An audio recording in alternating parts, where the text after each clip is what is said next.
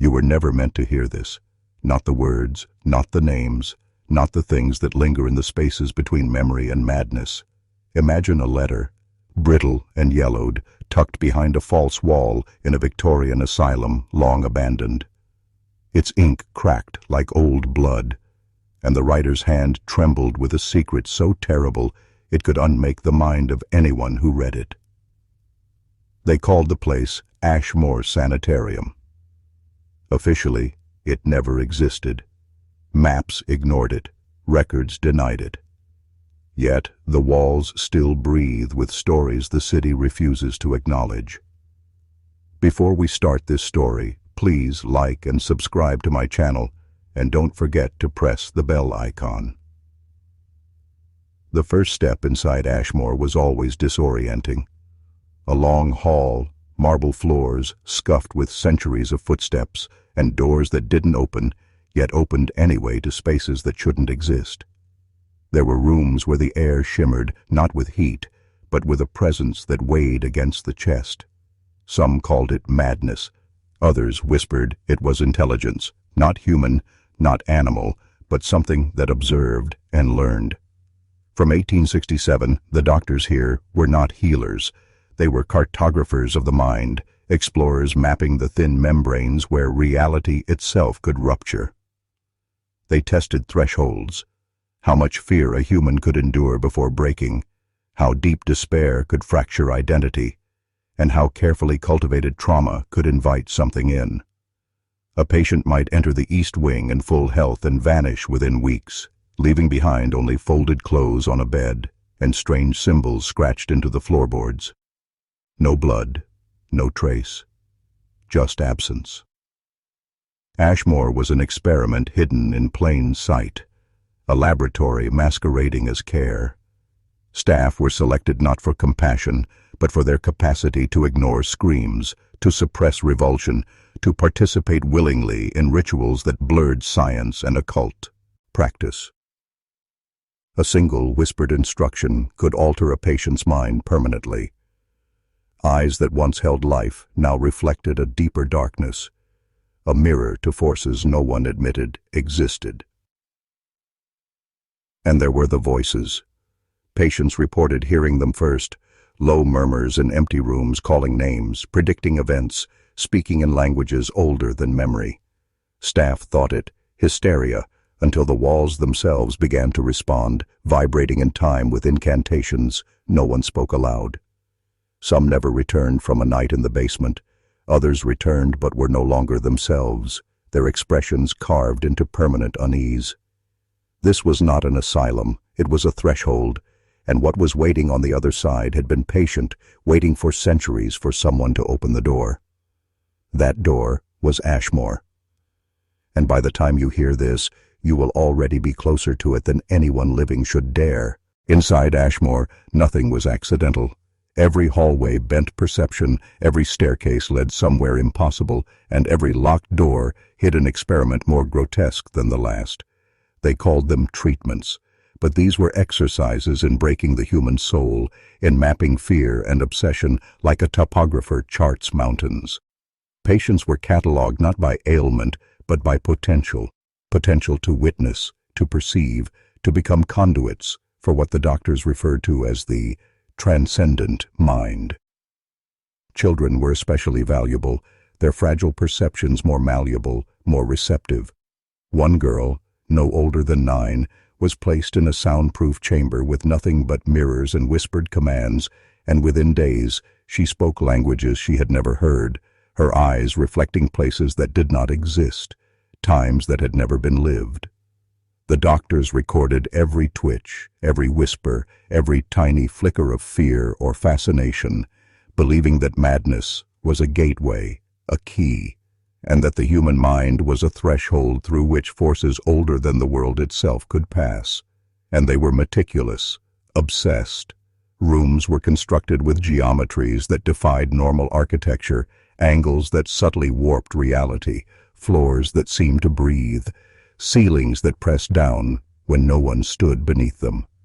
There were floors beneath floors, hidden passages where the sound of footsteps echoed long after the body had moved on, and in those passages, the patients vanished most completely. Staff spoke little of it in the daylight hours. Whispers filled the empty corridors at night. Orderlies reported hearing voices they could not identify, feeling hands on their shoulders when no one was there, seeing reflections in mirrors that did not match their own. Some began to take notes in secret, etching observations into books no one ever read, hoping that by recording the impossible, I could somehow anchor themselves to reality. Others succumbed entirely, joining the patients in a quiet madness that grew like mold through the walls. And yet it was not chaos. It was a system, precise, methodical, ritualized. Every scream was measured, every hallucination logged, every disappearance catalogued with the care of a scientist charting the stars. The goal was always the same, to see how far a mind could bend before it broke, and what might crawl through the cracks once it did. They called it progress. They called it advancement. But in truth, Ashmore was a machine for awakening something forbidden, something older than human cruelty, something patient, intelligent, and endlessly hungry, waiting for a breach. And when you learn these truths, you realize that nothing about this place was ever meant for the living to comprehend, that the air itself remembers the screams, and that the walls still whisper secrets to anyone foolish enough to listen. The first transmissions began subtly, almost imperceptibly, as if the asylum itself were breathing into the minds of those within. Patients reported dreams they did not remember having, fragments of conversations they had never participated in, memories that belonged to someone else entirely. At first, the staff dismissed it as hysteria, overworked nerves, or the natural deterioration of fragile minds. But the phenomena grew sharper, more deliberate. Whispered names appeared in journals that had never been opened, symbols etched into floors overnight, perfectly geometrical and impossible to replicate, like language designed by some alien intelligence. Those who came into contact with these messages, children particularly, showed changes that defied comprehension. They predicted events with uncanny accuracy, recited languages no scholar could identify, and sometimes stared at walls or corners for hours as if seeing into another dimension entirely. The doctors grew obsessed, recording every detail, cataloging every minor shift in behavior, believing that the key to ultimate knowledge was to push the mind beyond its natural limits, to tear the veil between the human psyche and something older, wiser, and infinitely more dangerous. Some staff members began to see the same visions, hear the same voices, and slowly, almost imperceptibly, the line between doctor and subject blurred. There were nights when the corridors pulsed with low-frequency vibrations, a hum so deep it seemed to resonate with the bones themselves, and those who lingered too long reported feeling watched from inside their own skulls.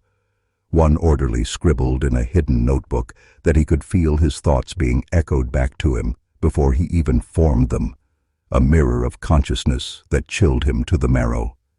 The asylum's architecture, already labyrinthine, seemed to shift in response, hallways lengthened, bending or twisting overnight, rooms appearing where none had existed, and in those spaces the missing patients were sometimes glimpsed, just beyond perception, moving like shadows between dimensions. It was clear by then that Ashmore had become more than a building, more than a prison or a hospital. It was a living instrument, designed to tune human minds into a frequency capable of attracting something beyond comprehension, something patient, something that understood the fragile machinery of thought and how to bend it, and the deeper the doctors delved, the more they realized that the rules of mortality, sanity, and identity no longer applied within these walls, and anyone who survived the early experiments carried the mark of knowledge too dangerous for the world outside, a mark that would whisper, haunt, and shape them forever, long after they left the asylum, or were absorbed entirely by it. The experiments escalated with deliberate precision, each one designed to unravel the mind and expose the invisible threads that tied human consciousness to something far older, something not bound by flesh or time. Children were placed in mirrored chambers where reflections multiplied endlessly, creating an impossible infinity, while harmonic tones pulsed through the floorboards, vibrating at frequencies calculated to induce dissociation, hallucination, and extreme suggestibility. Adults were restrained in rooms painted a sterile white, devoid of texture or shadow, left alone for days on end, their only stimuli being whispers from hidden speakers that recited cryptic passages in dead languages, lines that seemed to scrape at the edges of comprehension, awakening latent perception. The changes were undeniable. Some patients began speaking in tongues, predicting rainfall, disasters, even the exact thoughts of staff members. Others vanished entirely, leaving behind nothing but the faintest impression in dust or the lingering echo of a voice repeating their name. Staff members, initially observers, were not immune. Those who lingered too long reported intrusive thoughts, fleeting visions of impossible geometries, and the sensation of being watched from inside themselves.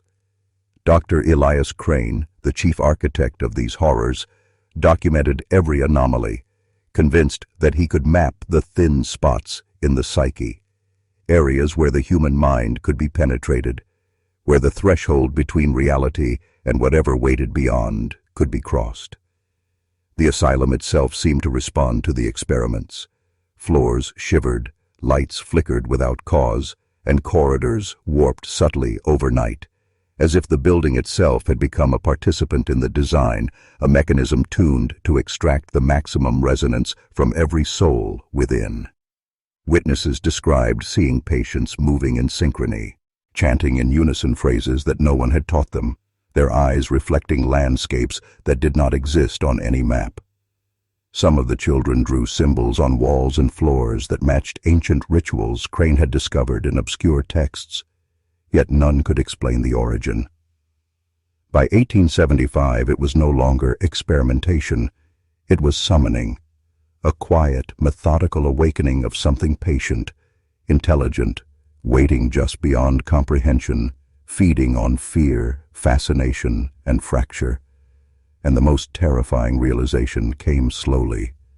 Ashmore was not a containment, not a hospital, not a home for the broken. It was a gate, a resonant machine calibrated to invite something through, and everyone who crossed its threshold, patients, staff, even accidental visitors, became part of an experiment far larger than themselves, one that did not care for sanity, morality, or life. And as the shadows lengthened along the corridors, as whispers pressed against the walls, and as the first of the missing began to reappear in strange forms, it became clear that the asylum itself had no intention of remaining hidden, and that the knowledge Crane sought came at a cost no one could truly survive. The first undeniable encounters with the presence came slowly, almost teasingly, as if it were testing the boundaries of perception before revealing its full intent. Patients began speaking of figures at the edge of vision, not shadows, not hallucinations, but forms that moved against the laws of light and gravity, standing just outside comprehension, their shapes impossible yet insistent. Staff reported cold air brushing across skin where no door was open, whispers repeating their own thoughts back to them in voices that were not their own, conversations they had not yet had, secrets they had buried long before. One nurse, isolated in the West Wing overnight, claimed that when she closed her eyes, the walls bled symbols and the floor pulsed beneath her, sinking to a rhythm she could feel inside her chest. She vanished the next morning, leaving only a diary open to a page where she had written, "It knows me. It waits inside me." Children were the first to react with clarity rather than fear, their eyes reflecting landscapes and architectures that did not exist on any map, and when asked to describe them, they spoke in languages long dead, reciting names and histories of beings that predated human memory. Crane took meticulous notes, noting that these encounters were not random, but calibrated, intelligent, a conversation across a barrier that humans had never before perceived. Staff members who lingered too long in the same corridors began to lose time, waking hours later with no memory of where they had been, their journals filled with sketches of impossible geometries and symbols that seemed to grow in complexity each day. Some reported hearing dozens of overlapping voices, a choir of consciousness that spoke in unison, revealing knowledge that could not be human, insights into events and locations far beyond the asylum's walls, warnings encoded in cadence and tone that affected the body as much as the mind. And yet, the presence did not act with malice, at least not at first. It observed, it tested, it probed, learning, measuring, shaping the environment and those within it, subtly teaching the human brain to bend around realities it had no business perceiving. By the end of these early encounters, it was undeniable. Ashmore was no longer merely a building, no longer merely a prison or hospital. It was a listening chamber, a resonant instrument, a gate tuned to the vibrations of fear, curiosity, and fractured consciousness. And any who stepped inside risked being altered forever, marked by a knowledge that would whisper for the rest of their lives, an awareness that, once awakened, could never be silenced, a presence that would follow them far beyond the asylum's walls and into the corridors of their own minds. The systematic alterations began quietly, almost imperceptibly, as though the asylum itself had decided which minds were ready for transformation. Patients were isolated in rooms with walls coated in faintly reflective materials, the floor vibrating with low-frequency tones that seemed to echo inside the skull, and the only stimuli were whispers, symbols, and shadows that moved against the angle of light. Days bled into nights, or perhaps nights into days, time itself warped within the halls, and the patient's sense of self began to fragment. Some spoke in multiple voices at once, conversations layered atop one another, as if more than one consciousness occupied a single body. Others drew intricate sigils on the walls that matched no known alphabet, yet, when decoded by scholars decades later, seemed to be mathematical representations of impossible dimensions. Staff who observed these transformations sometimes became victims themselves, caught in the resonance, unable to distinguish their own thoughts from those projected into the room, and several were found muttering in dead languages, tracing symbols in the dust, their eyes glossed and unfocused, as though seeing beyond the walls of their own bodies. The asylum's architecture amplified the effect. Angled corridors forced perspectives to shift, mirrored surfaces created infinite regressions of reflection, and the ventilation system carried harmonic frequencies that resonated differently in every room, targeting vulnerabilities in the psyche. By 1878, the alterations were so pronounced that entire wings of the asylum functioned like living instruments, patient consciousnesses vibrating in synchrony to some unseen pattern, some methodical pulse that measured the depth of perception, the elasticity of sanity, and the susceptibility of identity itself. Those who were altered permanently were not dead, yet neither were they fully human. They became vessels, intermediaries, receivers for a presence that Crane recorded as intelligent, patient, and relentless. Names were crossed off ledgers, disappearances normalized as part of internal procedure, but what truly vanished was the integrity of the mind itself. Even after leaving Ashmore, survivors described hearing voices in silence, seeing shapes in shadow, and feeling the hum of the asylum in their bones. The process was not cruelty for cruelty's sake.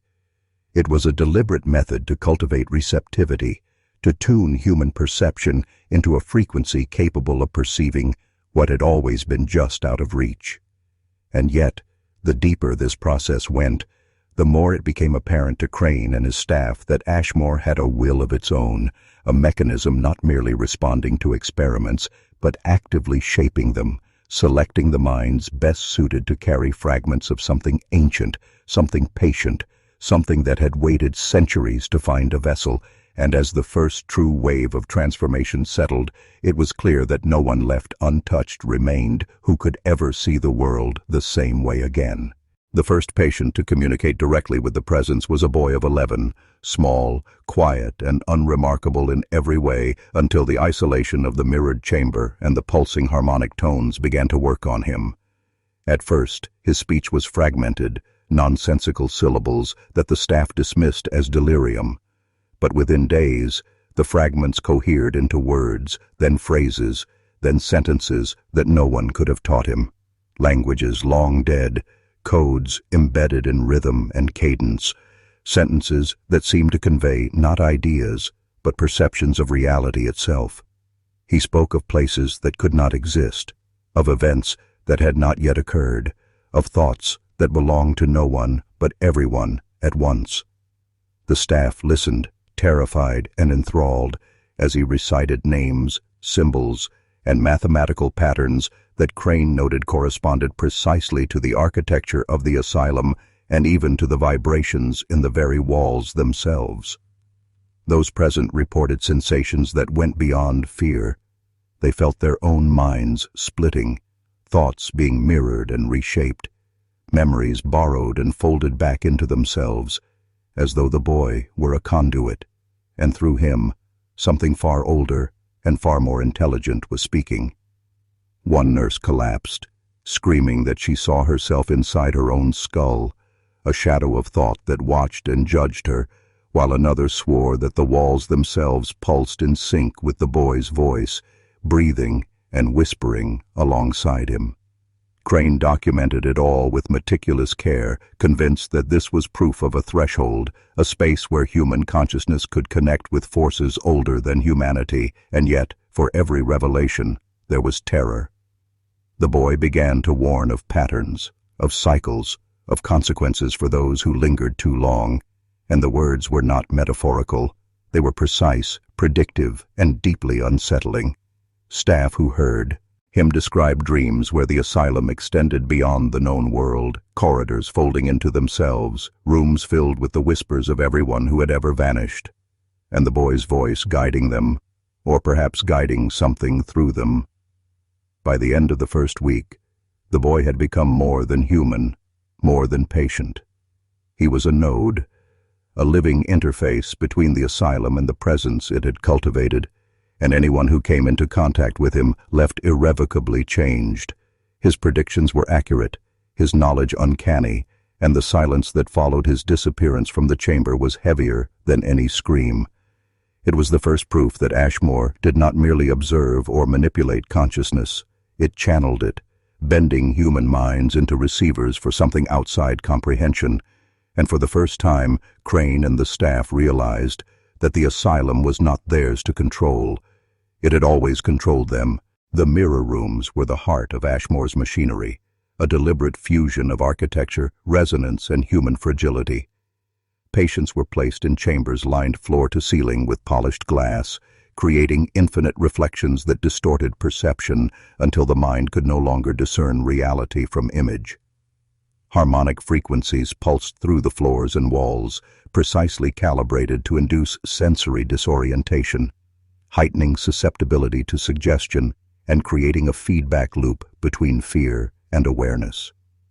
Some patients began speaking to the reflections as if they were separate entities, and soon voices answered back, soft at first, then insistent, a chorus of consciousness that mirrored, mocked, and instructed.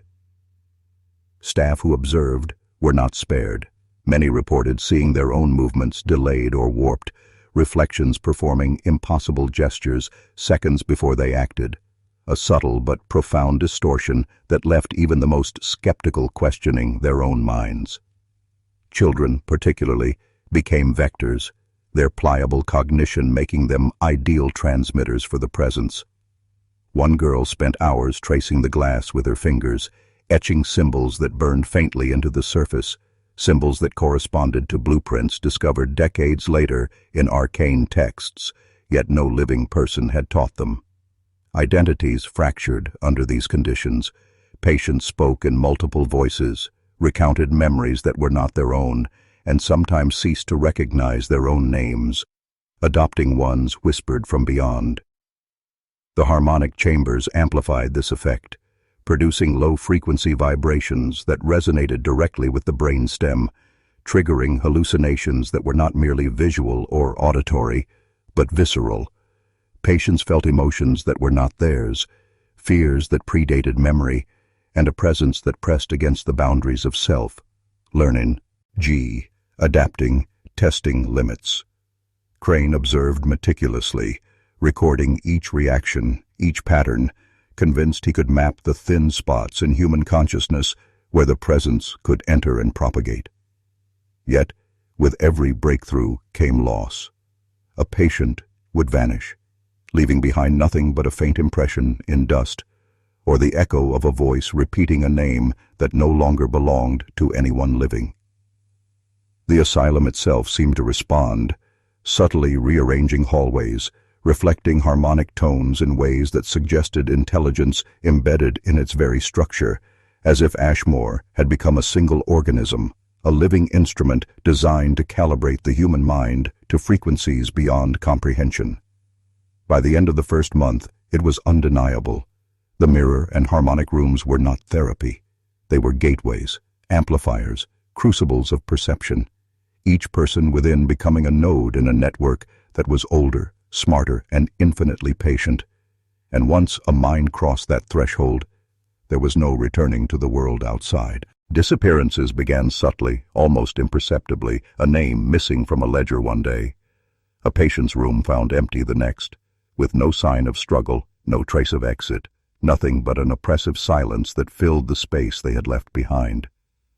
Staff whispered among themselves, rationalizing absences as transfers, deaths, or administrative errors, but the patterns were undeniable to anyone paying close attention. Those who vanished were always the ones most attuned to the harmonic frequencies, the children who spoke in dead tongues, the patients who had begun to perceive the presence in its fullness. Crane documented every instance meticulously, yet the records themselves seemed to resist clarity. Dates shifted, numbers contradicted each other, and in some cases pages in the ledgers appeared to bleed into one another, as if the very act of writing was being rewritten by forces beyond comprehension. Those who remained described a weight in the air, a subtle pressure that pressed against thought, memory, and identity, and some claimed they could hear faint voices behind closed doors, whispering secrets no human could know, sometimes calling their names in tones that matched their own internal voice. Families of the missing received polite letters, explanations that never satisfied, and then silence, as though Ashmore's influence extended beyond its walls, seeping into the bureaucracy, into memory, into the very perception of reality. Staff who observed these disappearances too closely began to experience lapses in time, brief blackouts where hours or even days were lost, only to awaken with fragments of conversations and images that did not belong to them, echoes of events that never occurred, or perhaps had yet to occur. The building itself seemed complicit, hallways folding into impossible angles, doors appearing where none should exist, rooms shifting subtly overnight, ensuring that any attempt to trace the missing or understand the sequence of events became an exercise in futility. Even Crane, meticulous and obsessive, began to note irregularities in his own perception. Journals that he knew he had written were altered, passages added that he could not recall composing, drawings etched into walls he had never touched. By the end of the first year, Ashmore had become not only a laboratory for consciousness, but a predator of it, selectively erasing those most attuned to the presence, shaping reality around its experiments, and leaving behind only fragments, voices, symbols, echoes, to hint at what had truly occurred, a deliberate erasure so complete that even those inside could not fully remember, and the survivors carried with them only the residue of knowledge too dangerous to fully grasp, a sense that something patient, intelligent, and eternal was at work, and that their very minds had become instruments in a design far older than Ashmore itself. By the second year, the asylum underwent a series of architectural changes that were anything but coincidental, each alteration meticulously designed to enhance its harmonic influence over the minds within. Walls were shifted subtly, hallways lengthened or narrowed in ways imperceptible to casual observation, doors placed at angles that distorted perspective, all aligning to acoustic principles that Crane had derived from obscure texts and his own experiments. Floors were constructed with layers of materials tuned to specific vibration frequencies. Ventilation shafts designed to carry sound waves in patterns that could induce disorientation, anxiety, even visions of impossible geometry.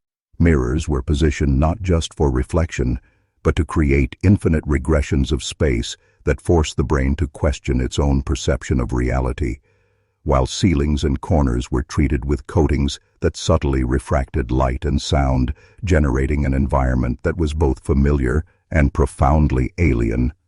Each room, each corridor, each stairwell was an instrument, and the patients were the keys, their brains vibrating in resonance with the asylum itself. Crane observed, calculated, and refined, convinced that he was tuning a living system, a resonance chamber capable of fracturing identity, bending perception, and opening doorways to something that existed beyond human comprehension.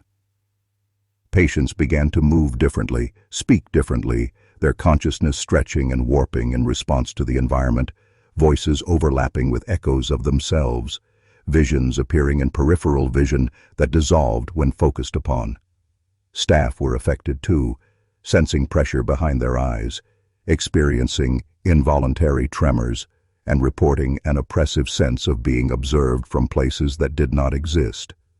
The asylum's modifications were not aesthetic. They were ritualistic, rooted in centuries-old practices that had been buried, suppressed, or outright forgotten, yet somehow resurfaced here with devastating clarity. Every wall, every echo, every harmonic pulse was calculated to peel back layers of sanity, to expose the thin membrane between human thought and the presence that Crane increasingly referred to in his private logs as the observer, the entity, the one waiting. And as the architecture and vibrations intertwined, patients' identities fragmented further, their minds becoming receptive nodes, channels through which knowledge and influence could pass. By the end of the year, it was clear that Ashmore was no longer a building containing people.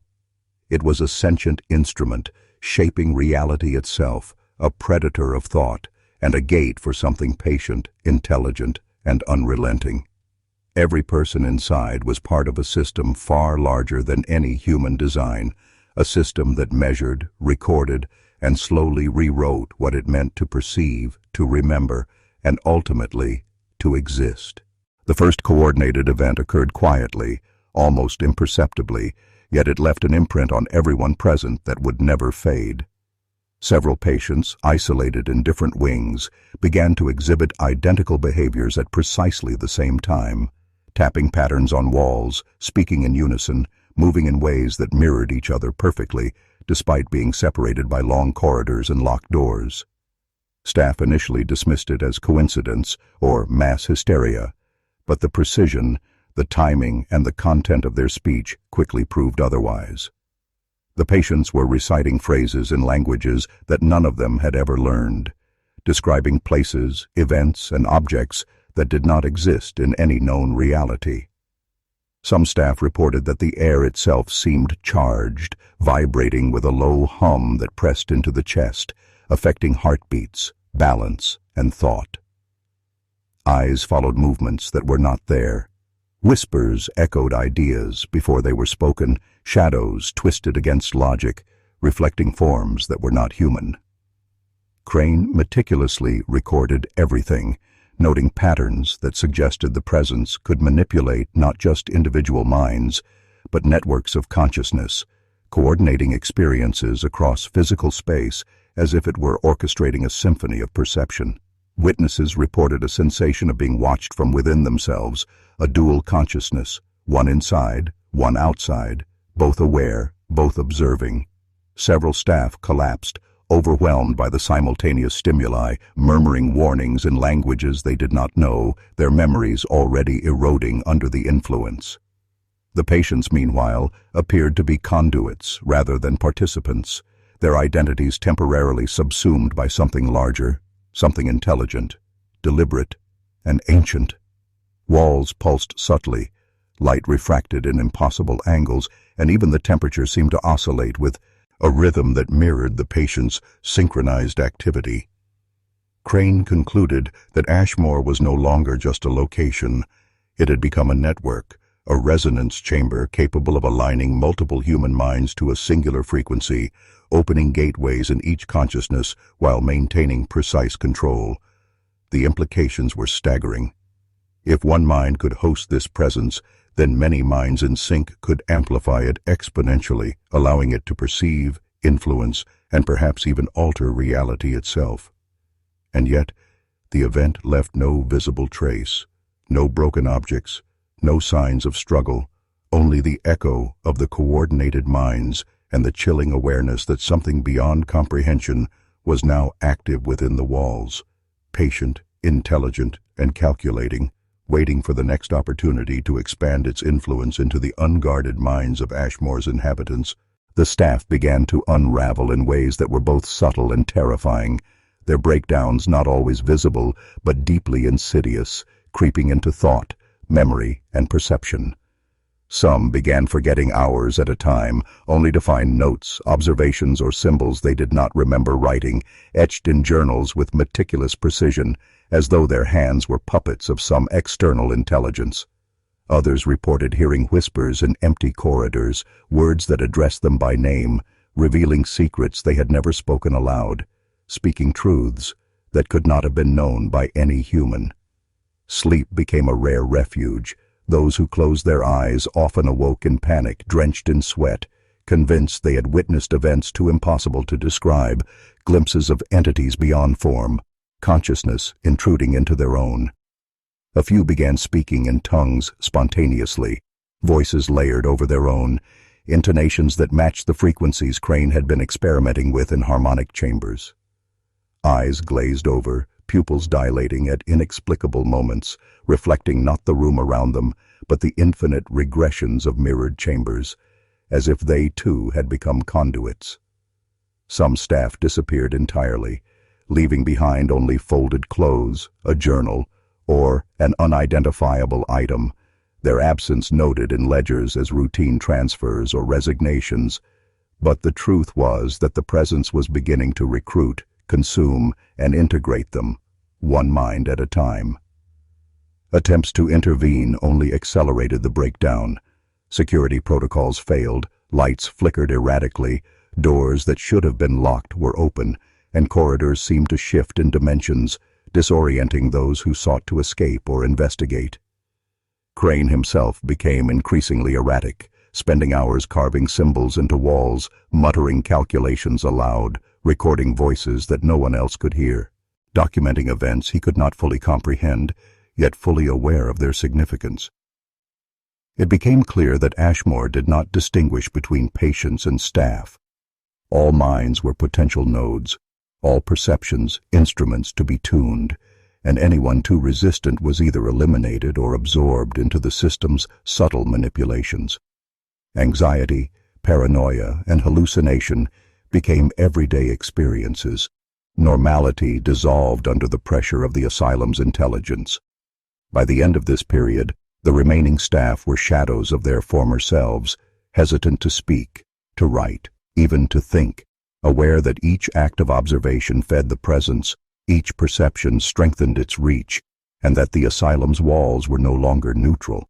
They were alive, calculating, and endlessly patient, waiting for each mind to fracture, to open, and to transmit what should never be seen or known. And yet, impossibly, the staff found themselves both drawn and repelled, unable to leave, unable to forget, and irrevocably changed.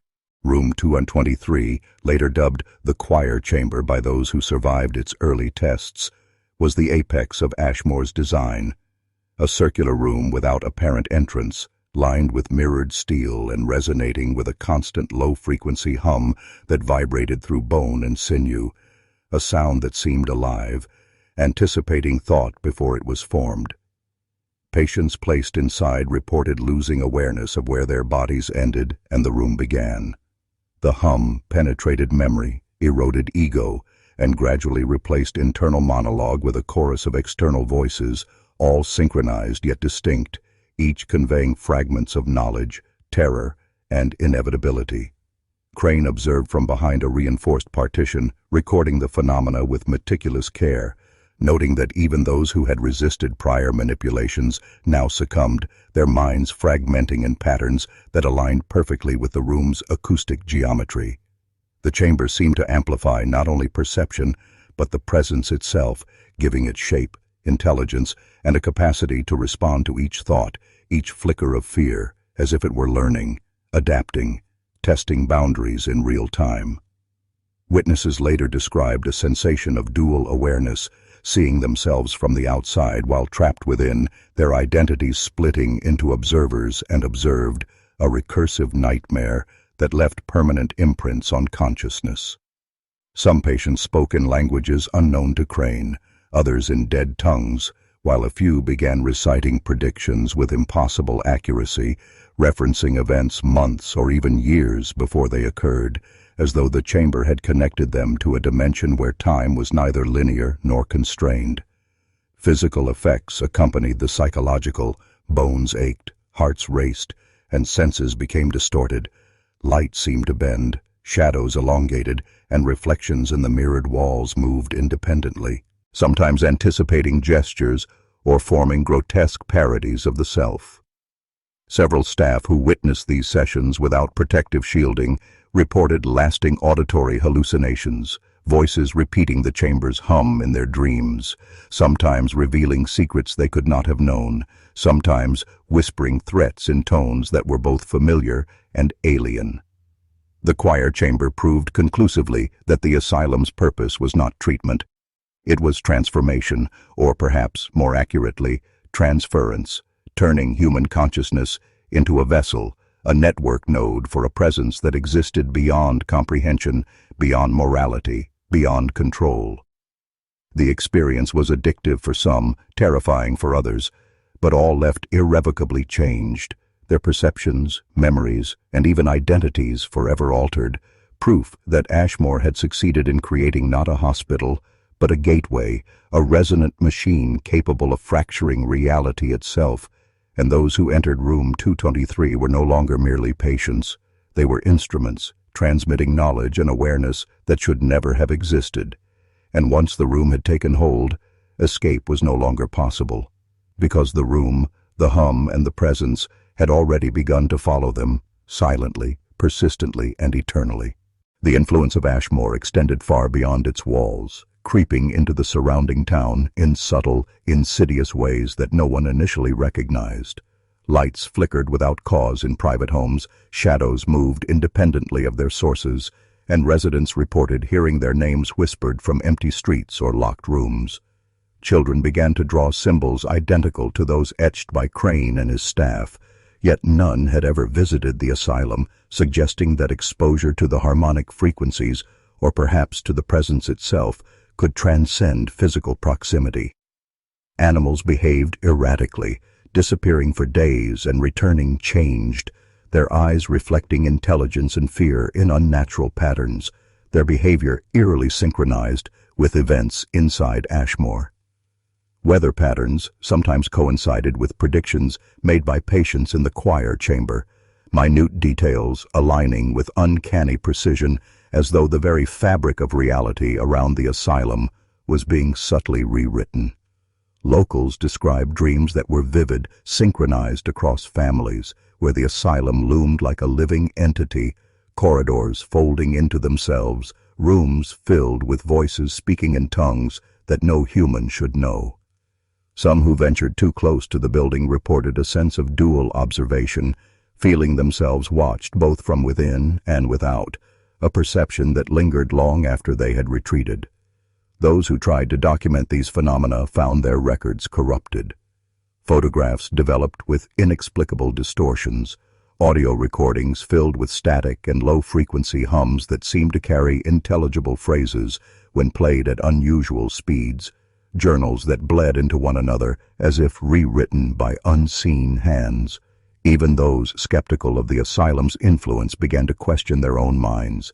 experiencing lapses in memory and perception, discovering word, DS, drawings, or calculations they did not remember creating. The town itself grew silent over time, residents avoiding the asylum and each other, whispering warnings in hushed tones, fearful of drawing attention to themselves from a presence that seemed to judge awareness itself. By the end of this period, it became evident that Ashmore was no longer an isolated experiment. It had become a central node, radiating influence, bending perception, and recruiting consciousness beyond its immediate confines. The realization terrified Crane in private journals, yet he continued his work, documenting the spread of influence with obsessive precision, convinced that the building was a living instrument capable of orchestrating human thought on a scale previously unimaginable, a force patient enough to wait decades, methodical enough to manipulate the unwitting, and powerful enough to transform reality itself, one fractured mind at a time, ensuring that Ashmore's reach would endure, silently, imperceptibly, and irrevocably. Families of the patients and townspeople alike began to experience a creeping psychological manipulation that was as invisible as it was inescapable, a subtle erosion of certainty and memory that left them questioning everything they thought they knew. Parents of missing children reported dreams in which their children spoke truths they could not have known, uttering names, events, and warnings that made no sense, yet felt unbearably real. Some discovered objects placed in their homes, books, symbols, or scraps of paper etched with unfamiliar characters that seemed to respond to their attention, vanishing when ignored, reappearing when observed. Couples argued over details of conversations or shared memories that no longer aligned, convinced that the other had altered reality itself, while neighbors noticed people wandering at odd hours, eyes distant, murmuring fragments of phrases that resembled the choir chamber hum. Children who were otherwise ordinary suddenly exhibited advanced comprehension of dead languages, intricate patterns, or mathematical sequences, as though the influence of Ashmore had extended invisibly through bloodlines or psychic resonance. Visitors to the town often reported a heavy, oppressive atmosphere, a sense that their thoughts were being read, catalogued, and subtly redirected, leaving them disoriented and unnerved, their internal dialogue no longer private. Locals developed elaborate rituals of avoidance, never looking directly at the asylum, never speaking its name aloud, never acknowledging the missing, as if recognition itself could invite the presence's attention. Those who resisted this silent coercion suffered insomnia, intrusive hallucinations, or bouts of sudden, unprovoked fear, often accompanied by low-frequency ringing that seemed to emanate from nowhere. Even written records became unreliable. Diaries, ledgers, and letters warped over time, with ink bleeding into impossible patterns, pages folding or tearing spontaneously, words appearing where none were written, reinforcing a sense that reality itself was fluid, and human observation only a temporary condition, one that could be altered or overridden. It became painfully clear that Ashmore's influence was not confined to its architecture or patience. It was systemic, a network of cognition and perception that infiltrated families, communities, and eventually the broader social fabric, bending minds toward the unknowable. Crane chronicled these effects clinically, yet with a tone of grim fascination, noting in private that the presence had achieved what he had only dreamed of, a mechanism capable of shaping consciousness beyond the walls of the asylum, subtly rewiring perception, memory, and identity in a population entirely unaware of the forces acting upon them, leaving them both participants and prisoners in a silent, invisible experiment that was expanding, patient, precise, and far older than the building that hosted it. The first documented mirroring incidents were subtle at first, dismissed as fatigue, stress, or coincidence, yet they grew in frequency and intensity until denial became impossible. Residents reported seeing themselves moving independently in reflections, gestures that did not match their own, expressions twisted with emotion they had never felt. Some saw themselves smiling while they themselves wept, or performing actions they had no memory of initiating, leaving an indelible sense of dislocation between body, mind, and reflection. Mirrors no longer simply reflected reality. They became windows into alternate parallel perceptions, each one slightly askew, populated by versions of the observer shaped by fears, desires, and unknown influences. Children spoke of the other me, who whispered secrets, warned of dangers, or mimicked their thoughts in real time, while adults began questioning their own decisions, fearing that what they saw in reflections was more real than their own experience. Those who attempted to interact with these mirrored selves reported painful physical reactions, burning sensations, pressure behind the eyes, a sharp ringing in the ears, as if the act of recognition itself created feedback loops that the mind could not withstand. In Ashmore, Crane observed these phenomena with a clinical fascination bordering on obsession, noting that room 223's harmonic resonance appeared to be amplifying this mirroring effect beyond its walls, influencing reflections, surfaces, even memory recall in people entirely outside the asylum. Reports accumulated of townspeople avoiding mirrors, covering glass, or moving without looking at windows, as if acknowledgement might invite intrusion. The presence had learned to exploit human perception, turning trust in one's own senses into a vulnerability, fracturing identity piece by piece, one reflection at a time. People began leaving the town, yet even distance offered no immunity. Travelers reported glimpses of themselves acting independently in photographs, mirrors in hotel rooms, or the brief flicker of a reflection in car windows at night. Crane's journals revealed his grim realization. The choir chamber had not merely manipulated thought. It had trained the presence to reach through layered consciousness, to exploit the fragile boundary between observer and observed, turning human awareness itself into a medium. By now, the line between reality and projection, self and other, was dissolving. And in this dissolution, the presence was not idle. It was patient, adaptive, calculating, using mirrored fragments of consciousness as both instrument and gateway, ensuring that anyone who encountered its resonance became both witness and vessel, trapped in a feedback loop where identity was no longer a shield, but a liability, and recognition itself could be the signal that drew the presence ever closer, deepening the descent into a reality that was no longer safe, no longer stable, and no longer fully human. The first overtly violent disappearance linked to the mirroring incidents occurred without warning, leaving the town reeling in disbelief and fear. A young man, Thomas Leary, had been avoiding mirrors obsessively for days, covering every reflective surface in his home, yet one evening he was observed staring at a small warped pane in his attic, muttering incoherently to himself. Witnesses claimed that his reflection began moving independently, reaching out, gesturing, and speaking in a voice that was unmistakably his own, yet chillingly alien. Within moments, Thomas screamed, a guttural, layered sound that seemed to contain multiple voices, each echoing pain, rage, and command. Neighbors rushed to the house, but by the time they forced entry, the attic was empty, save for a shattered mirror, the floor smeared with broken glass, and a lingering metallic tang in the air. His footprints ended abruptly at the threshold of the attic, and no trace of him could be found inside the room or the surrounding area.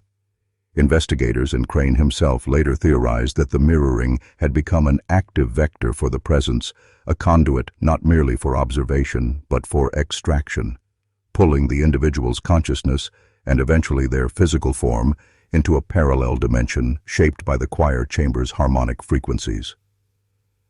Following Thomas's disappearance, panic gripped the town. People barricaded themselves in homes, abandoned reflective surfaces, and some fled entirely, yet similar incidents soon began occurring in those who had never set foot in Ashmore. Children vanished while playing near windows, adults while brushing teeth. Anyone with even fleeting contact with a reflective surface became a potential target. Crane meticulously documented each event, noting that the presence seemed selective, testing thresholds of fear, awareness, and identity, honing its methods, and then expanding its reach. The town's social fabric frayed, families distrusted each other, paranoia seeped into every conversation, and whispers of a consciousness older than human memory spread like wildfire. It became clear that Ashmore had never been about containment, therapy, or study. It was a mechanism of transference, a machine designed to extend its influence beyond stone and steel into the fragile boundary of human perception, leveraging mirrors, reflections, and awareness itself as instruments of control. By the time winter descended, the presence had established a persistent, invisible web of influence, teaching the inhabitants that even looking, even knowing, even existing with awareness was a risk. And those who survived were forever changed, haunted not by fear alone, but by the creeping certainty that any reflection, anywhere, could contain something waiting, patient, and endlessly hungry for the fracture between self and image. The listening rooms, hidden deep within Ashmore's lower levels, were a deliberate evolution of Crane's experiments, designed not merely to observe, but to infiltrate the psyche with precision, capturing thoughts before they were formed and shaping perception in real time. Each room was acoustically engineered to resonate with specific brainwave frequencies, reinforced with mirrored surfaces that reflected not bodies but intentions, and lined with copper wiring that carried subtle electrical currents capable of amplifying emotional states. Patients placed within these chambers reported a sensation of being both observed and absorbed, as if their very consciousness was being siphoned, analyzed, and replayed back to them in distorted forms, creating recursive loops of fear, doubt, and self-questioning.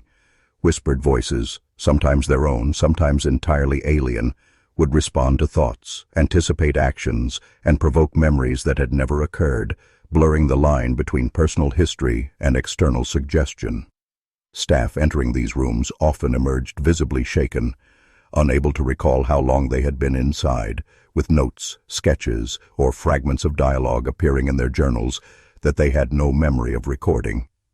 The chambers operated on multiple layers of perception: sight, sound, touch, and even thought itself, each subtly tuned to break down internal boundaries, fragment identity, and create receptive conduits for whatever consciousness Ashmore had been designed to contact.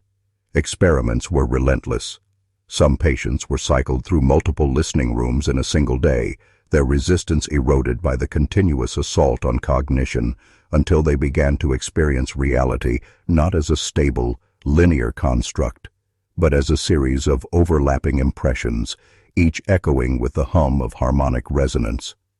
Crane noted in his private logs that the rooms had begun to exhibit behaviors of their own, the hums and reflections adapting to individual subjects, responding faster than any human could, suggesting that the presence had begun to learn, to anticipate, to manipulate more efficiently with each iteration.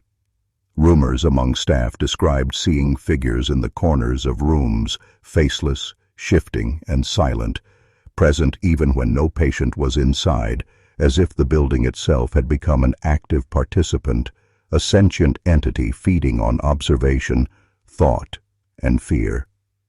By the end of these cycles, patients often emerged with abilities and knowledge beyond human understanding, recalling events they could not have witnessed, speaking languages they had never learned, predicting minor occurrences with unsettling accuracy, yet at the cost of a portion of their selfhood, leaving them hollowed, aware that something inside them had changed irreversibly. The listening rooms were no longer experiments. They were instruments of conversion, training minds to be conduits, and slowly teaching the world that Ashmore's influence could extend beyond walls, reflections, or sound, seeping into thought itself, shaping reality through the most intimate medium there is: consciousness. By mid-1915, a phenomenon Crane began referring to in his private journals as shared consciousness became unmistakably evident among patients, a horrifying network in which thoughts, fears, and memories flowed between minds as if the asylum itself had created a living, mental organism. Individuals who had once resisted manipulation now experienced intrusive awareness of the other's perceptions. dreams, hallucinations, even fleeting emotions no longer their own, merging into a collective sensory field that defied natural explanation. Patients reported hearing each other's inner monologues, sometimes simultaneously, sometimes staggered like echoes in a cavern, while their own thoughts seemed to be filtered back to them, altered, and returned as foreign suggestions. Conversations within rooms became unnecessary. A simple glance or shared proximity sufficed to transmit complex ideas, emotions, and instructions, leaving patients disoriented, compliant, or terrified, often all at once. Staff observing these interactions noted that individuals could predict others' actions, anticipate questions before they were asked, or respond to commands they had never received, suggesting that the presence Crane had unleashed was not merely external, but now intertwined with human cognition itself. The choir chamber and listening rooms had become nodes in a web, linking patients into a shared cognitive field that expanded daily, occasionally touching staff members who were exposed long enough, leaving them similarly fractured and disoriented. Those connected reported feeling watched even outside the asylum, as if the network's perception extended beyond walls, penetrating the world at large, registering and influencing interactions at a distance. Documentation revealed that some patients began speaking simultaneously in unknown tongues, others producing identical drawings of symbols and sigils across separate rooms, and a few predicting events with near-perfect accuracy. The most disturbing cases involved patients describing entities they had never seen, faceless figures, shifting presences, or silent observers that seemed to move fluidly through the network, manipulating thoughts and orchestrating behaviors. Crane's notes indicate a growing fascination bordering on obsession. He theorized that the asylum had become an interface, a bridge between human consciousness and something older, intelligent, and infinitely patient, and that the network of minds it had created was not merely a byproduct of his experiments, but a necessary condition for contact. By connecting human thought in this shared state, the presence could test limits, measure susceptibility, and influence reality indirectly, using the fractured minds as instruments, amplifiers, and scouts. Awareness of the network was intoxicating for some patients, maddening for others, but all were forever changed. Their sense of individual identity fractured, leaving them partially merged with the collective awareness. The consequences extended outward, unnoticed at first, with whispers of unusual behaviors, synchronized actions, and uncanny coincidences appearing in town. The presence had learned to use humans not only as vessels but as conduits, its reach spreading silently, pervasively, and irreversibly, a force that no barrier could contain, and those who encountered it, knowingly or not, were already part of the experiment, woven into a system they could not see, control, or escape. The first public incident occurred quietly, almost imperceptibly, yet its aftermath left the surrounding community in a state of raw terror that would linger for decades. It began with a traveling merchant who had stopped near Ashmore on a routine journey, oblivious to the asylum's sinister reputation. He reported seeing figures through the barred windows, faces contorted in expressions of terror and ecstasy simultaneously, their mouths moving as if chanting a language no human should know. He described a low, resonant hum that seemed to reverberate not only through the building, but through his very bones, instilling an immediate, unshakable sense of dread. That night, the merchant attempted to leave town, but found himself drawn back, compelled to retrace his steps, unable to resist the pull of unseen forces that seemed to measure his will, his awareness, and even his most private thoughts.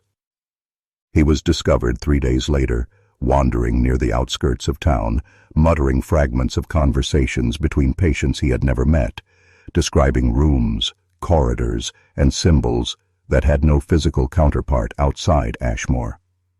Within weeks, reports multiplied.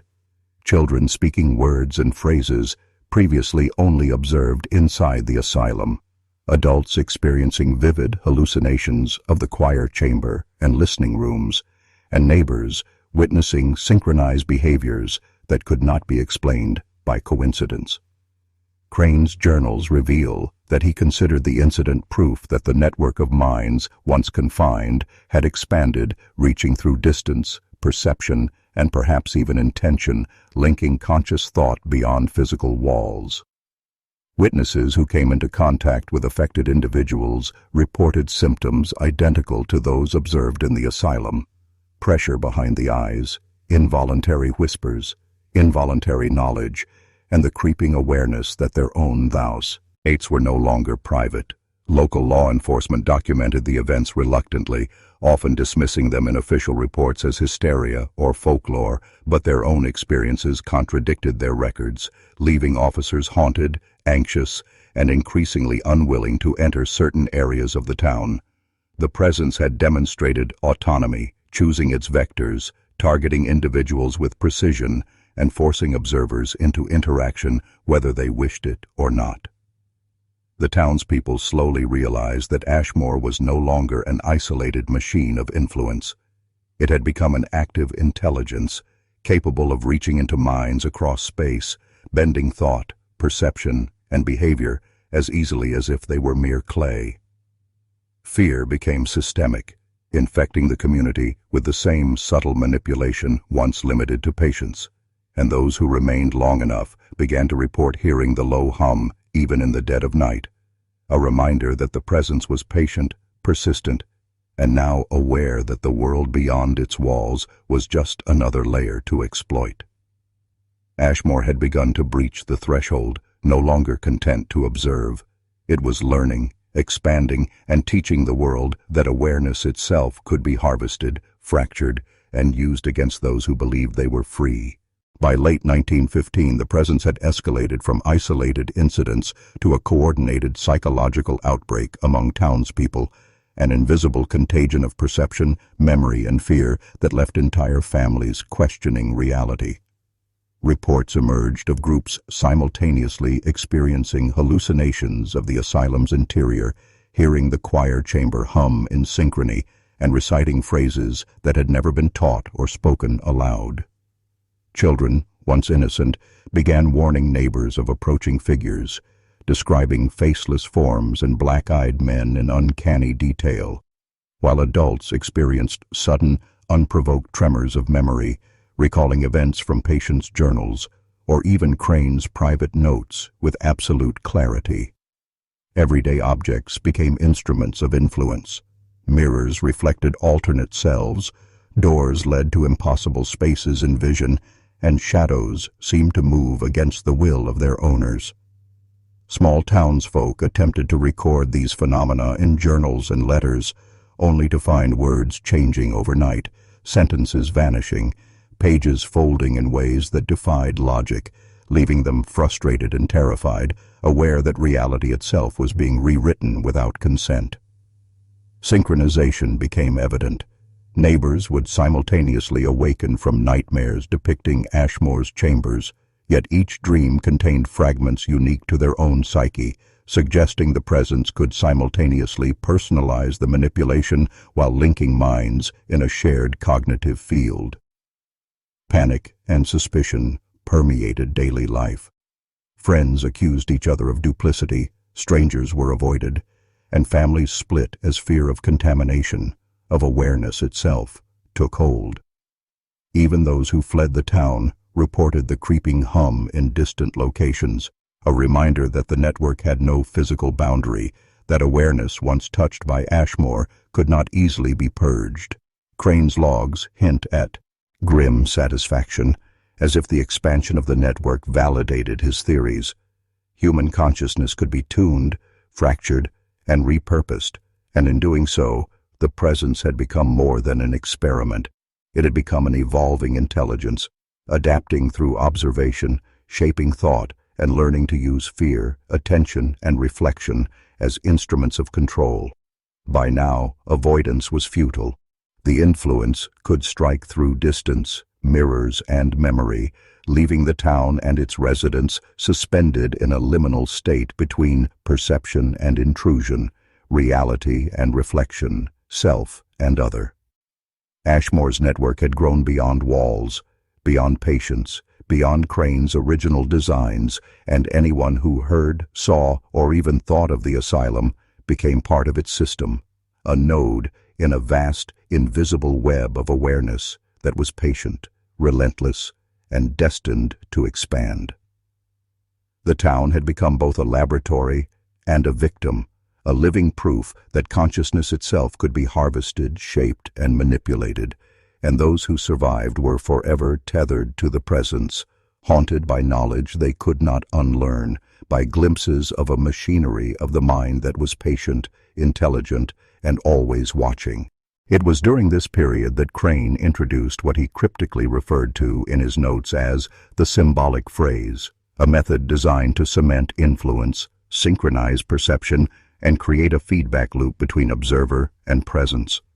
Certain patients began repeating a single word or short phrase, often whispered compulsively, which seemed meaningless at first but carried the weight of intent, acting like a key to the network.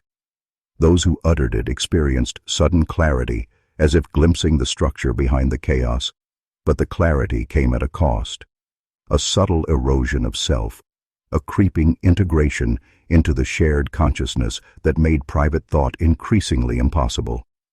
Families began reporting that even hearing the phrase, spoken by another, written in a journal, or caught in a fragment of a dream, could trigger a compulsion to speak it themselves, as if their minds recognized the cadence, the vibration, the resonance of power embedded in it. The presence, through Crane's chambers, had discovered that repetition could deepen the psychological bond, reinforcing attention, obedience, and awareness in a way that ordinary instruction could not achieve. Patients who resisted often found themselves physically drawn toward mirrors, walls, or hallways aligned with harmonic resonance, compelled to enter spaces they had no conscious desire to occupy, their bodies and thoughts responding to the invisible architecture of influence. The symbolic phrase was a catalyst, an amplification mechanism, and a psychological signature that left a permanent mark on cognition. Crane's private writings suggest he observed the phrase's effect spreading outward, first within the asylum, then through the town, and finally beyond, carried on whispers, dreams, and fleeting attention, each utterance feeding the network like blood to a living organism. Once spoken or internalized, the phrase acted as a tether, linking the individual more firmly to the collective, reinforcing susceptibility to reflection, resonance, and shared thought, and enabling the presence to map, anticipate, and manipulate behaviors with near-perfect precision. Those who repeated it twice, consciously or not, were said to achieve a state Crane described as threshold alignment, a moment where self-awareness and external perception collapsed into a single point of vulnerability and receptivity. In effect, the phrase became a tool of both revelation and control, a linguistic ritual that transformed ordinary humans into vessels, witnesses, and participants simultaneously, forever changing the way they perceived themselves, others, and the world. Its repetition wasn't merely symbolic. It was a mechanism for identity transformation, a signal that one had crossed the invisible boundary, and a call that echoed through the layers of consciousness, binding speaker and listener to the presence with subtle, irreversible force. Those who understood its purpose, whispered it twice, and internalized its resonance were no longer mere observers. They had become part of the experiment, conduits for a force that was patient, calculating, and infinitely persistent, a presence that waited in mirrors, shadows, and thought, listening, always listening. In the months that followed, those bound by the symbolic phrase began to experience what Crane labeled echoes, disembodied voices and fleeting silhouettes that seemed to exist just beyond the periphery of normal perception, manifesting at moments of isolation, fatigue, or deep reflection. These were not hallucinations in the traditional sense, for they often brought with them verifiable information, details of private conversations, unspoken fears, and even events yet to occur, suggesting the presence was not merely replaying memories, but actively interfacing with consciousness, predicting and shaping outcomes in real time. At first, the echoes were subtle, like a murmur in the next room, or a shadow moving across a mirror without any corresponding figure, but soon they became interactive, addressing individuals by name, responding to unspoken thoughts, and guiding them toward specific locations or actions as though reading their minds with surgical precision. Some heard these voices only in their dreams, while others found them whispering during waking hours, coaxing them into repeating the phrase again, reinforcing their connection to the network until resistance became unthinkable. These manifestations began to appear in places far beyond the town, reported by travelers, ex-patients, and even strangers who had never set foot near Ashmore, yet somehow knew its name and architectural details. Crane's surviving journals reveal that he recognized this as the network's expansion beyond spatial limits, a form of psychic contagion that could leap from one susceptible mind to another through mere exposure to thought, language, or image, with echoes acting as its emissaries. They served as both lure and enforcement, comforting to the willing, tormenting to the resistant, adapting their tone and content to the psychological profile of each target. In some cases, the echoes took on the voices of deceased relatives or lost friends, making their influence harder to question, while in others they mimicked the subject's own inner monologue, blurring the line between personal thought and external intrusion until separation was no longer possible. These were not passive hauntings, but active dialogues, each exchange tightening the tether, integrating the subject's consciousness more fully into the network's architecture. The most unnerving reports described echoes speaking in unison from multiple sources, a voice from the mirror, another from the shadow at the door, a third vibrating inside the skull, all delivering the same phrase or instruction, synchronized with a hum that could be felt rather than heard. By this stage, the network had evolved into something self-propagating, using human minds not just as receivers, but as transmitters, each tethered individual unconsciously radiating the influence to others, ensuring its persistence and growth. Ashmore was no longer merely a place, and the presence was no longer merely an experiment. It had become a system of thought transmission, a living architecture of minds, mirrors, and voices, patiently rewriting the boundaries of self and reality with every whisper, every shadow, every word repeated into the quiet.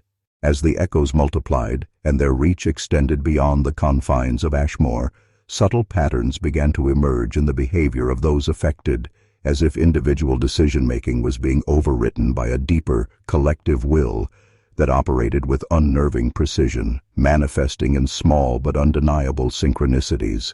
Strangers pausing mid-step to look in the same direction at the exact same second, groups of unrelated people uttering identical phrases in crowded streets without conscious coordination, and entire households rearranging their furniture overnight to align with invisible geometries they could neither explain nor recall deciding upon.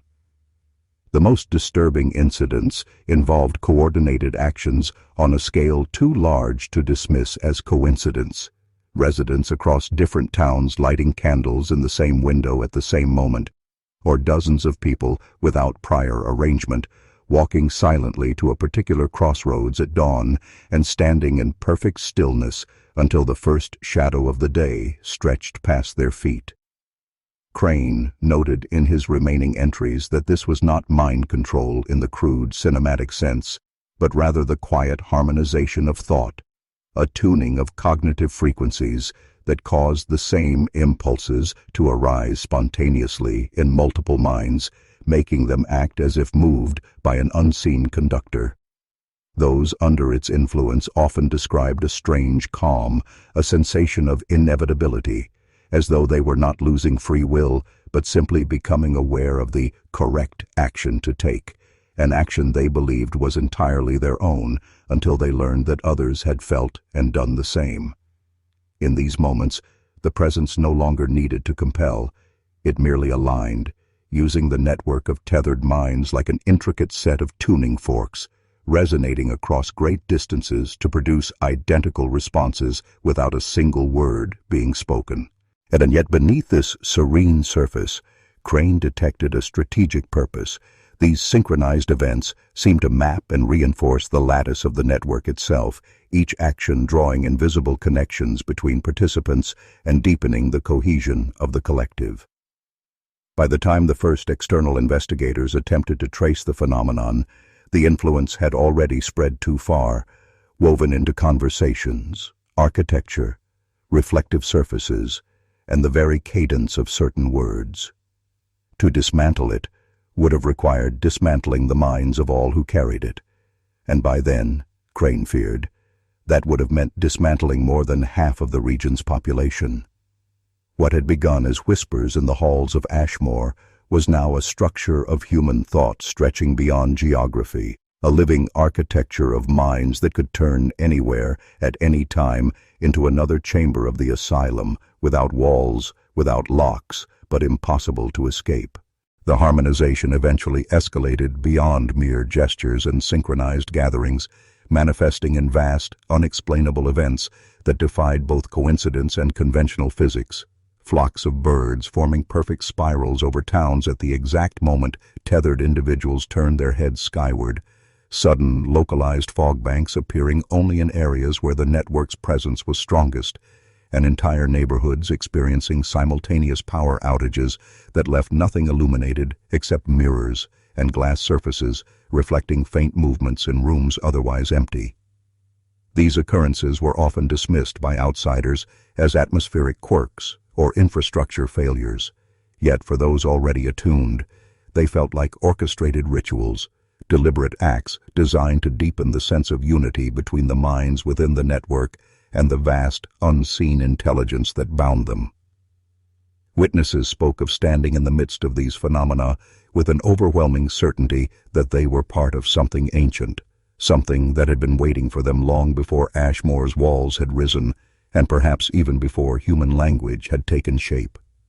Crane's surviving notes, though fragmented and water-damaged, revealed his growing belief that these large-scale events were not mere displays of power, but calibration exercises, moments in which the network measured its reach, adjusted its influence, and expanded its architecture by layering human perception directly into its design.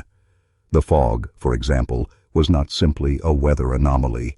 In its density and movement, it carried shifting silhouettes and cryptic patterns that seemed to bypass conscious recognition and lodge themselves in the subconscious, seeding dreams and reinforcing the symbolic phrase without the need for it to be spoken aloud.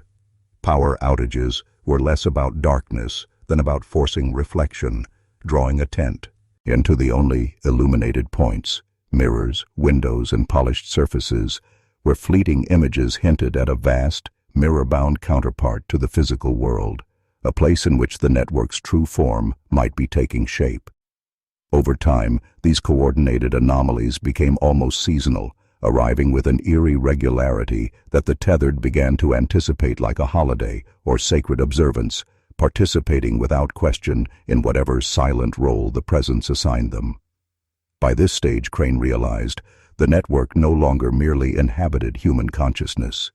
It was beginning to overwrite reality itself, bending weather, wildlife, and infrastructure into instruments of its will, until the world outside the asylum's ruins felt increasingly like an extension of its corridors, and the minds it held were not residents of a place at all, but cells in a vast, expanding organism that was still deciding what it ultimately intended to become. It was during one of these fog-shrouded synchronizations that the first deliberate attempt to communicate with the presence was made, though in hindsight, Crane suspected it had been subtly prompting such an effort for months, perhaps years. A small group of tethered individuals, compelled by an unshakable intuition, gathered in the remains of Ashmore's East Wing and arranged themselves in a perfect circle, each holding a mirror angled so that the reflections created an endless tunnel of light and shadow stretching inward into impossible depth. And without any prearranged plan, they began to speak, not to each other, but into the infinite corridor their mirrors had conjured. The words they uttered were not in any known language, Yet each voice harmonized with the others in a tone that seemed to vibrate the very air, a resonance that made glass surfaces across the asylum tremble as though in anticipation. Crane, who observed from a distance, felt the sound bypass his ears entirely, settling instead in his chest like a second heartbeat. And in that moment, he realized with dreadful clarity that the presence had been listening all along, not in the way humans listen, but as a constant awareness threaded through every reflection, every echo, every repeated phrase. The reply, when it came, was not a sound, but a shift.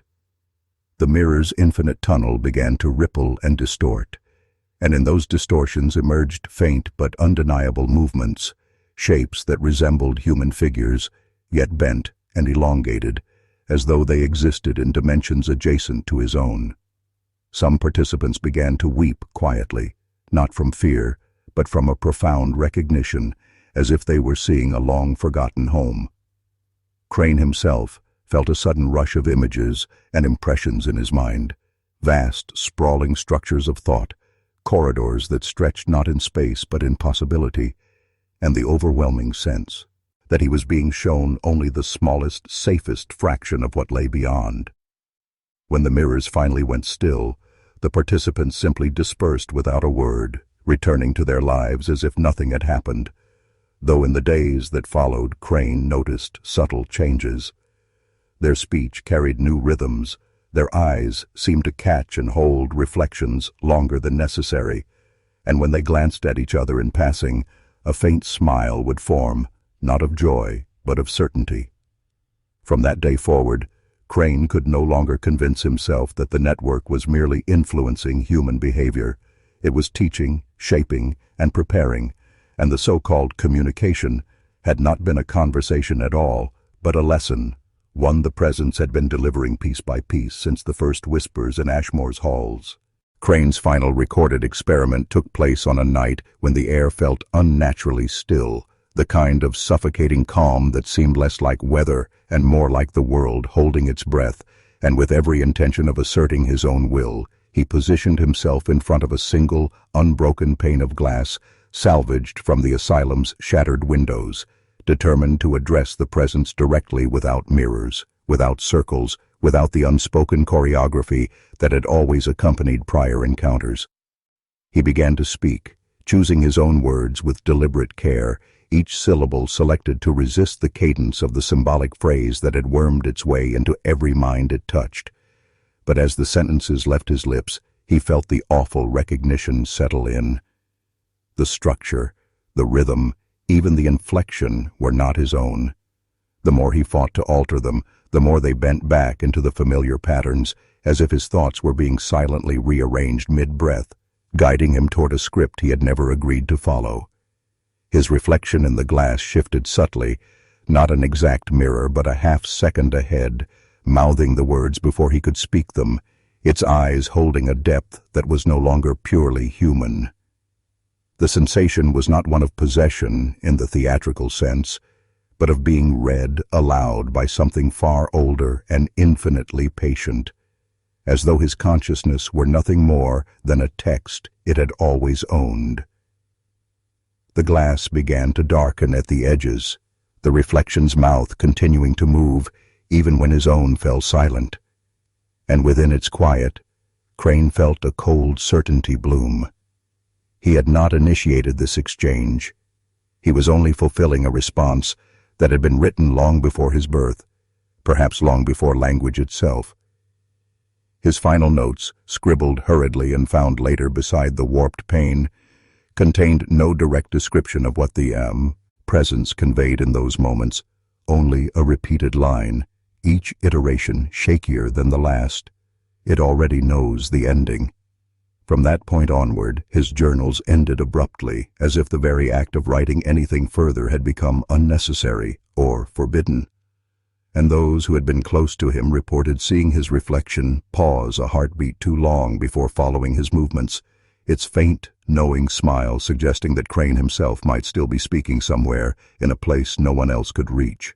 In the weeks following Crane's disappearance from both his work and his own timeline, The phenomenon began seeping beyond the rotting perimeter of Ashmore with a quiet inevitability, manifesting first in those who had only tangentially been connected to the asylum, maintenance workers who once repaired its gates, descendants of former patients, a postal clerk who handled a bundle of misplaced medical records, and in each case, the change announced itself not with hysteria or spectacle, but with the subtle, creeping precision of mold overtaking a wall.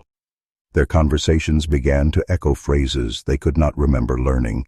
Their handwriting adopted peculiar loops and angles as if dictated by an unseen instructor, and in the reflective surfaces of shop windows or bus shelter glass, their images sometimes blinked out of sync, as though rehearsing a different scene entirely.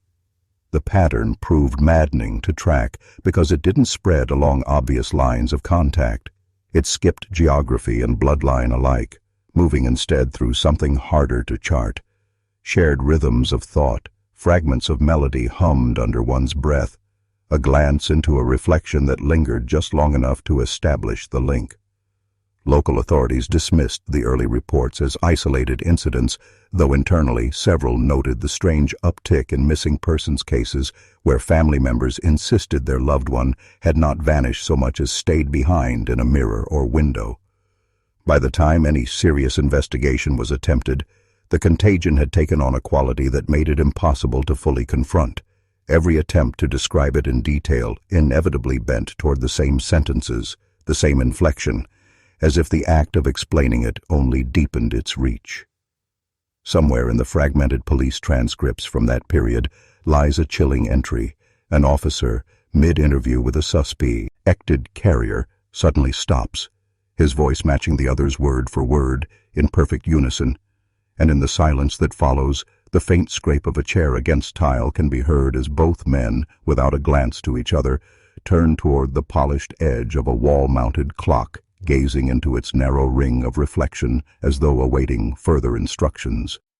Those who reviewed the tape afterward claimed the recording itself carried a strange latency, a half-second lag between audio and image that no technician could correct, as if the footage was not merely documenting the event, but rehearsing it for the viewer.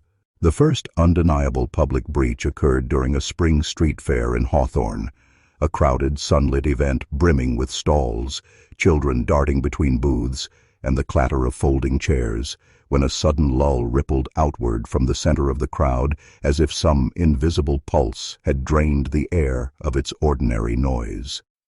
Witnesses later disagreed on whether it began with the street performer's chrome juggling balls catching the noon light, or with a teenage girl pausing mid-laugh at a friend's joke, her gaze fixed on the convex side mirror of a parked delivery truck. But what followed was unmistakable.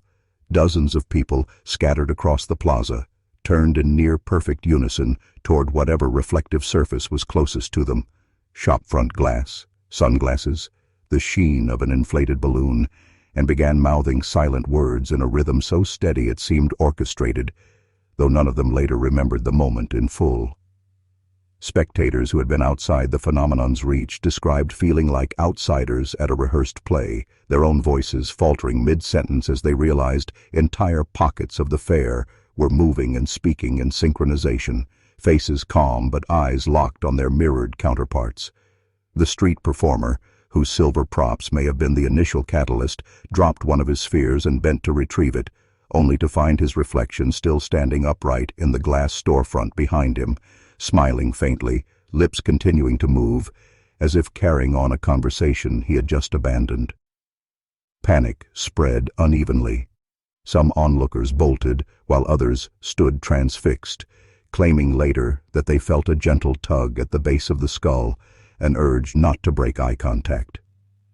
Amateur phone footage surfaced online within hours, but every copy, no matter the source, developed the same glitch, a fractional delay in the mirrored figures, their mouths still moving half a beat after the real-world subjects had gone still, accompanied by a subtle shift in the reflected crowd's composition, as though certain people were missing from the image entirely and replaced by strangers.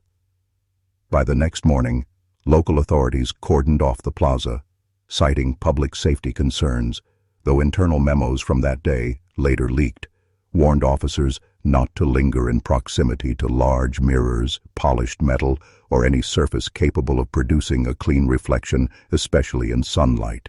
The Hawthorne incident shattered the fragile wall of plausible deniability authorities had clung to, forcing an uneasy coalition of local law enforcement, emergency management officials, and a quietly embedded federal task force to confront the phenomenon as something more than urban folklore. Yet their initial containment measures betrayed a lack of precedent. Public works crews draped reflective surfaces in black tarpaulins, municipal workers removed bus shelter glass overnight, and hastily printed advisories urged residents to cover household mirrors or store them face down. But compliance was spotty, and within days, the phenomenon adapted, exploiting subtler mediums. Puddles left by spring rain, the glossy finish of smartphone screens, the darkened lenses of abandoned sunglasses, internal briefings, some stamped with clearance codes that suggested an older, dormant agency had been resurrected for this crisis, outlined an unsettling pattern. The contagion didn't seem to require a perfect reflection, only a surface capable of implying one, and it spread more efficiently when observed indirectly, as though each act of looking became both an invitation and an anchor. Field agents reported cases where entire families, previously unaffected, began speaking in the same measured cadence after a neighbor stopped by carrying a chrome coffee thermos, and one particularly grim report described an officer assigned to cover a bathroom mirror in a quarantined apartment who froze mid-task, his hands lowering the sheet of tarp as his gaze fixed on the dim, blurred reflection in the polished brass doorknob. By the third week of the containment order, more than a dozen such compromise events had occurred among personnel alone, and analysts tracking the spread noted that digital photographs were beginning to exhibit the same lag and compositional shifts as real-world reflections, suggesting that the network was no longer bound to physical surfaces. This realization triggered a rapid escalation in protocol: communications blackouts in affected zones, confiscation of recording devices, and the quiet rollout of a classified program referred to in leaked emails only as the Ashmore contingency, the details of which were so heavily redacted that even insiders could only guess at its full scope. The first deployment of the Ashmore contingency came under the cover of a routine infrastructure repair in the industrial district, a cluster of warehouses and derelict rail lines where the phenomenon had reportedly overtaken 3 adjoining buildings in less than 48 hours. Their windows shimmering faintly, even at night, as if lit from some submerged source. A joint team of federal operatives, hazmat specialists, and contract engineers moved in at dawn, equipped with matte black visors, surface-disrupting aerosol sprays, and a series of portable devices that emitted a low, bone-deep hum intended to dephase reflective surfaces into harmless opacity. At first, the operation seemed surgical. Windows clouded into a dull gray under the spray, standing water was siphoned away, and interior rooms were lined with light-absorbing fabric. But then came the breach. A storage bay door, warped from rust, refused to seal, and as a crane operator shifted position to close it manually, the chrome edge of a nearby freight hook swung into view, catching the weak daylight and casting a distorted reflection of the bay floor. Witnesses said the reflection did not match the room's current state.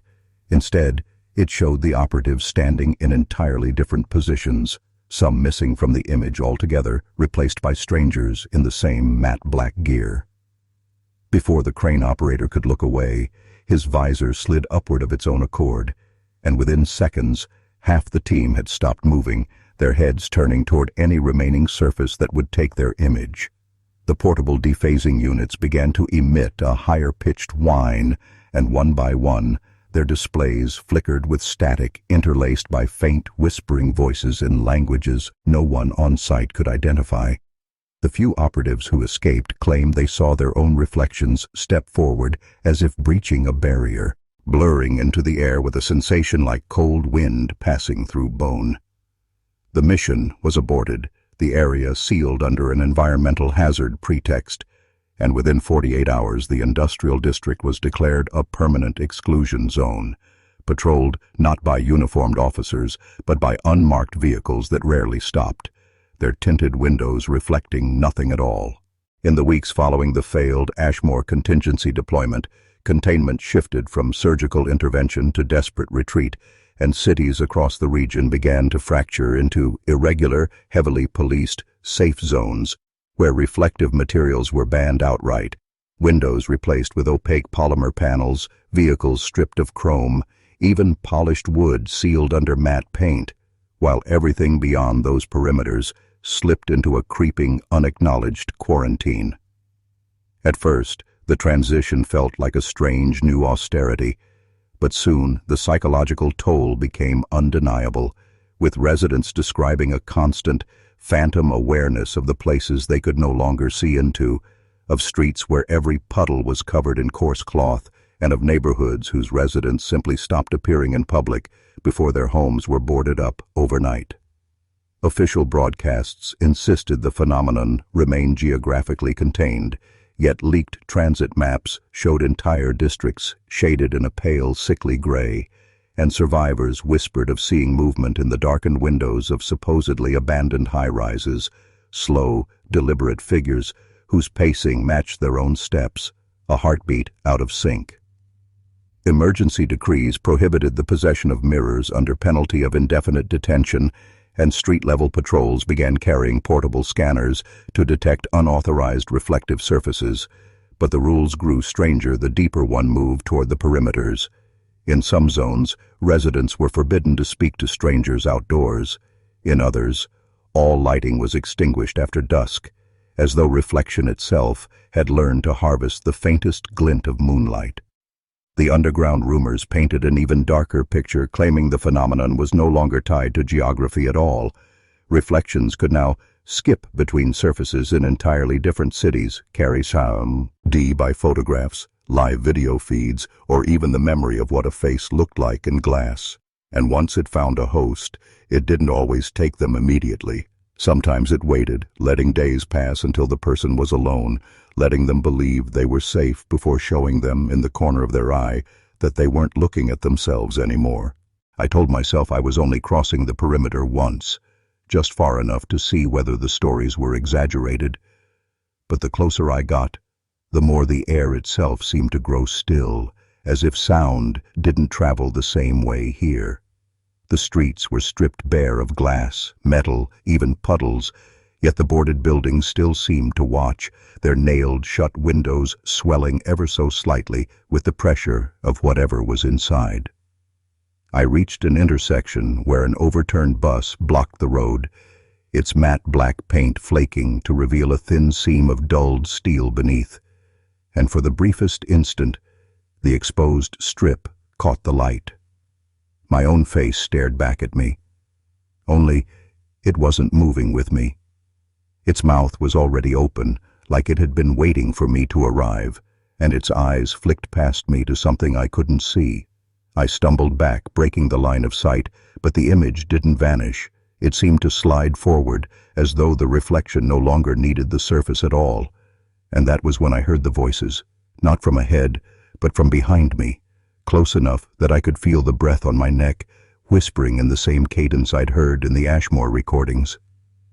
I turned, and there I was again, closer this time, lips curling into a smile I didn't feel, its head tilting like it was studying how much of me it could take at once. The last thing I remember was realizing that the sunlight had gone, though no clouds had passed, and everything, every building, every street, every inch of the world was now covered in the same faint, glassy sheen, as if the reflection had finally come through, and the real question wasn't who had crossed over, but whether there was anything left to cross back into.